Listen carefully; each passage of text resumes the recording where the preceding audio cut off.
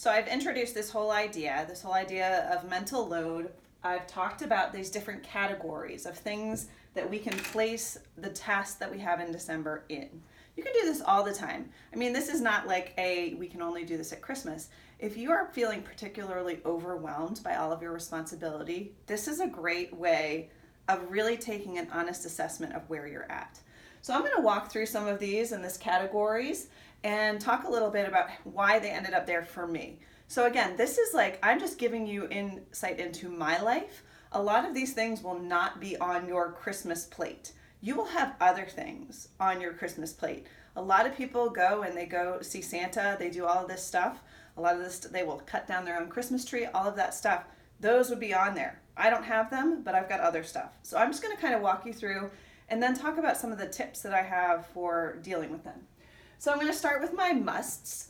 The first one centers around gifts. That's a big one of the holidays, right? But I broke this down. It's just not gifts.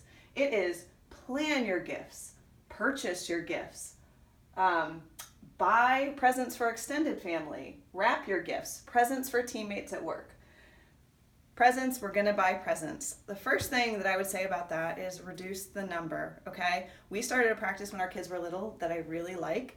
We give 3 gifts. We do a stocking, but we do 3 gifts like the wise men, okay? That helps us calm down our spending, but it also like sets limits. So we're not buying 15 little things. We have 3 gifts for each person. Another thing is, there's some places you have to buy presents for coworkers, stuff like that, and that's just part of the culture. But it's okay to question that if that is an issue for you, or do something super simple. Another thing is for extended family.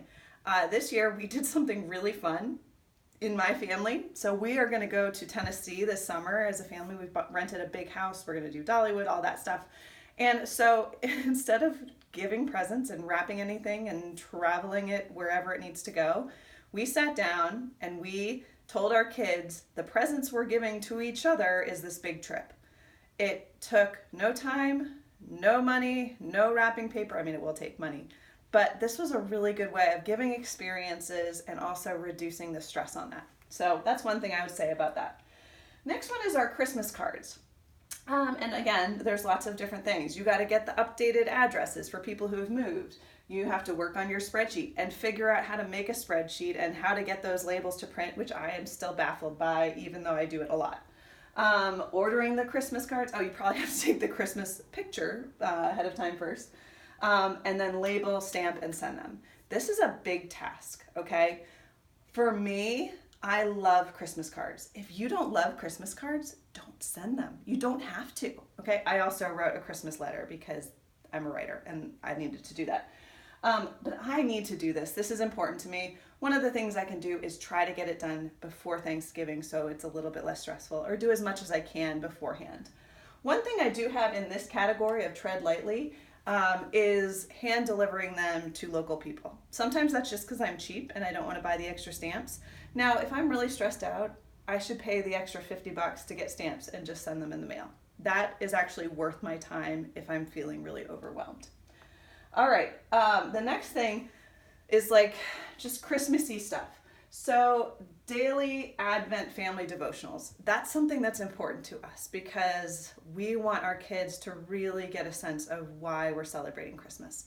So that's going to be a non-negotiable for us, but it's not necessarily going to happen every day.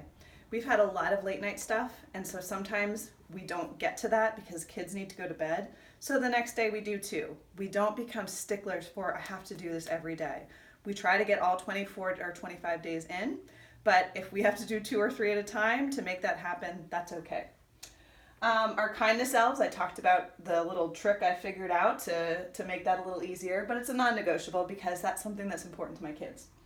Decorate the tree, decorate the house, do the advent calendar. Those are things that matter to my kids, they matter to me, so we make them fit. All right, now I'm going to talk about parties and events. There's a couple that are just kind of expected. I enjoy them, but there's not really a way to say I'm not going to do it this year. That is a family Christmas party and a work Christmas party for my husband. So those are on the calendar. They're non-negotiables. It's good because I actually enjoy being there, but those have to be there.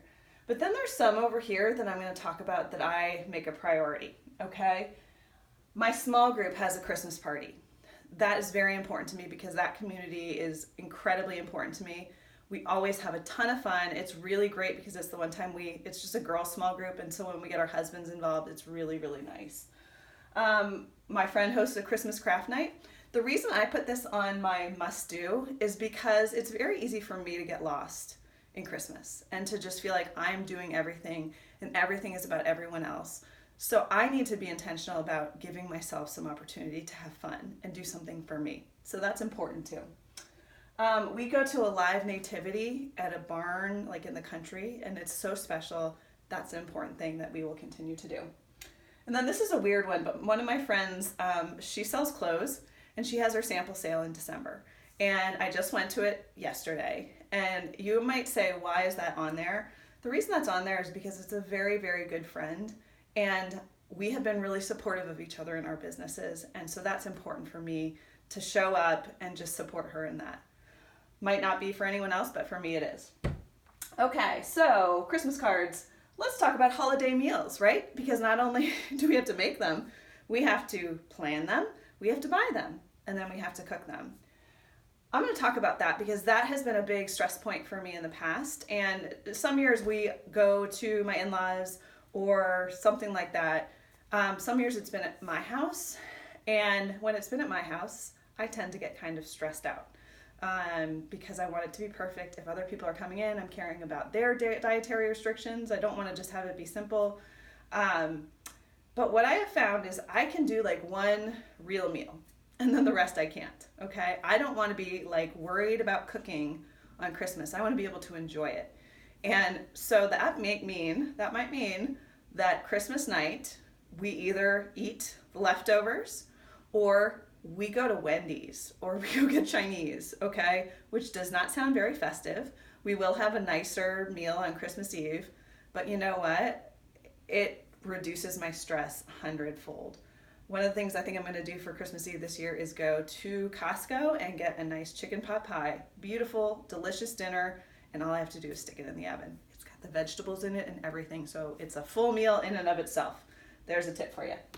Okay, next we have the fact that my kids run cross country, and I thought that cross country was going to be done at States, which is the first weekend in November. And then 2 of my kids made it to regionals, which were in Florida the weekend before Thanksgiving. But I said, okay, well, we can do that because we can go down and then we'll go over to our family in Savannah. It's not a big deal. They've worked hard. We can do it. Well, then one of the kids made it to nationals. So when we thought, well, definitely by Thanksgiving we'll be done, nope. Right now, today, I dropped my middle son and my husband off at the airport to go to Wisconsin to run a cross-country race on December 14th, which sounds like so much fun to me. But they're going. And we had a conversation, should we let him go? Should we not? It was going to be expensive. It was going to be time-consuming. But what we realized is for him, it meant a lot that he had worked so hard. It's one of the only groups he feels really connected to. And it's kind of a once-in-a-lifetime opportunity. He probably won't make it next year, and so it was important for us. So that meant a lot of extra things. It meant practice 2 or 3 nights a week, continuing through until this week. It has meant finding clothes, buying clothes that you can wear to run in December in Wisconsin. It meant packing, all of this stuff. But this was important for our family. So we said yes to all of that. Let's see. Okay, let's go to school. All right, because there's some school stuff that can go in every category for me. As I said, I'm having a hard time keeping everybody's school stuff, straight. Some things we have to do is every class, they have a gift exchange. So I have to buy a puzzle. I have to buy a box of candy. Luckily, bless my last teacher, she was just saying, we're going to donate stuff if anybody wants to. Thank you, okay? But those are things we just can't say, no, I'm not going to send something in. It's just not something we can do. Go to parties at classes. I have mixed feelings about this. I'm always going to go when I can. It breaks my heart, like seeing my kid not have a parent there. It breaks my heart seeing other kids without parents there. I wish that we didn't have all these parties because I think it puts a lot of stress on working parents. If you're a working parent, don't stress out about this. I will tell you, as somebody who works from home and can go to all the parties, when I see a kid who doesn't have a parent there, I'm going to try to embrace them, try to make them feel included, okay? But because I can go, I go. But I always am looking out for those kids who don't have their parents there. Teacher gifts. I'm going to give my teachers gifts because my teachers are amazing and they bring like so much order into the chaos of our family. So teacher gifts are non-negotiable. That's happening.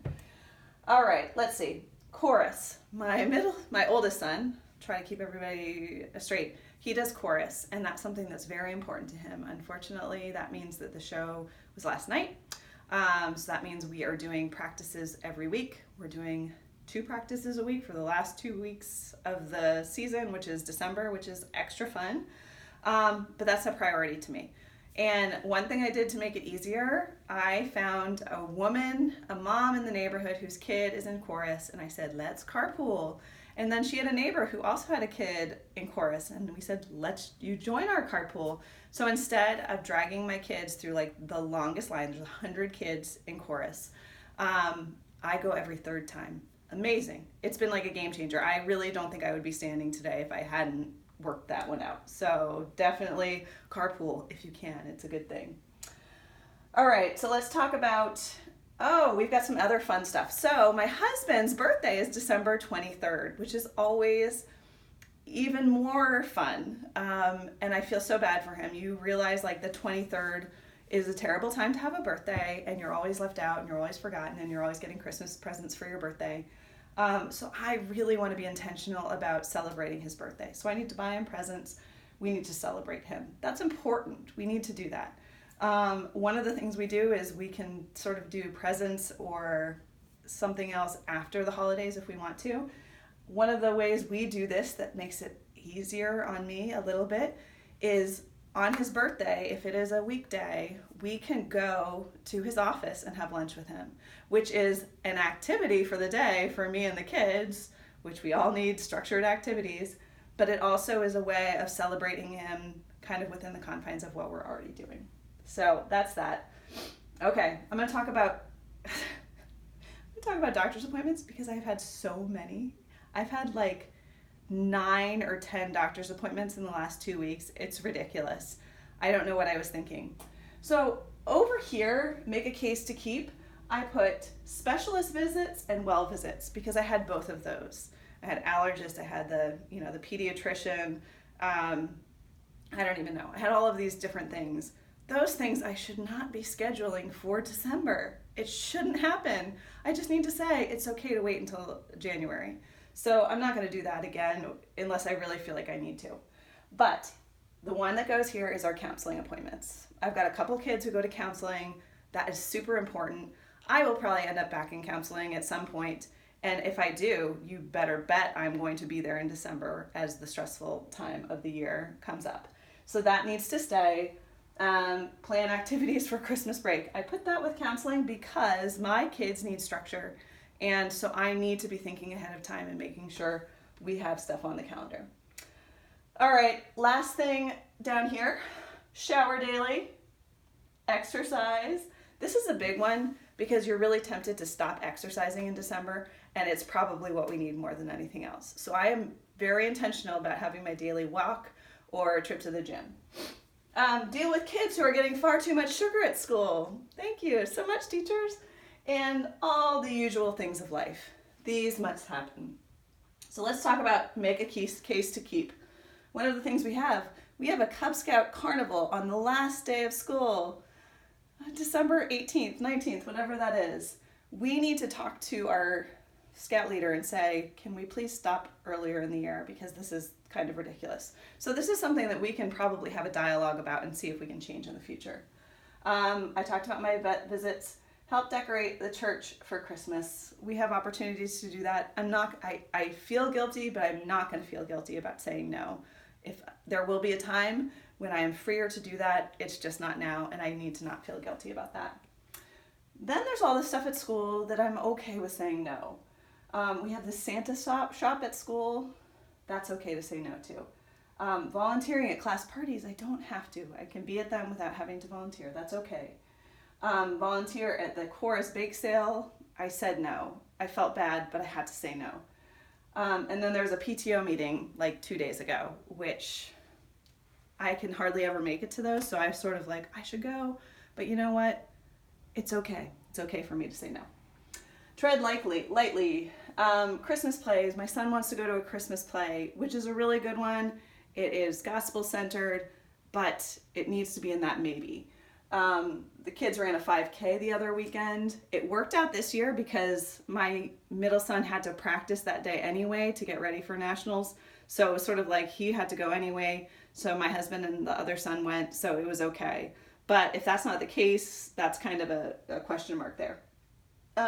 We have a luncheon after church this Sunday, and you're supposed to bring a dish. And I don't like cooking. I really don't. And so I'm kind of like, I don't have to go there. And I also realize, and I'm sorry if any of my church family is watching this and disagree, I'm going to be okay every now and then coming to a luncheon without bringing something or bringing something substantial, because I'm at a different stage of life.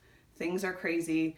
There will be a time when I can make that roast beef or whatever it might be, but now might not be the time. So I'm not going to feel guilty if I do go and don't bring something.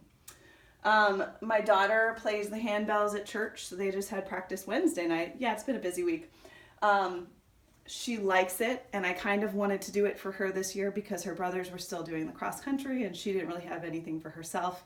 But man, that Wednesday of like the second to last week of school, having a rehearsal, that was kind of hard. So that's going to be in that question category. Okay, Operation Christmas Child. So the shoe boxes that you send to kids with gifts. Yeah, I thought it would be really fun for us to go to Target and pick out the toys. It was not fun. So I'm realizing, okay, that didn't go over well. The kids were not happy. So I might still do it and just shop by myself, or I might give a donation to give money to somebody to go do that. But I'm not feeling like I have to do that and I have to make it this special event for our family if it's not going to be. Oh, you know what I have here? Clean the house. I might not do it. Like right now, our bathrooms aren't very clean. And even if we had family over, I might be okay with that. I used to try to have everything immaculate. I need to let that go, I think. Volunteer opportunities. There's lots of opportunities to volunteer at Christmas, but you know what? There's opportunities to volunteer throughout the year. And I'm realizing that's when I need to volunteer with my family because that's when I have like the emotional strength to do it.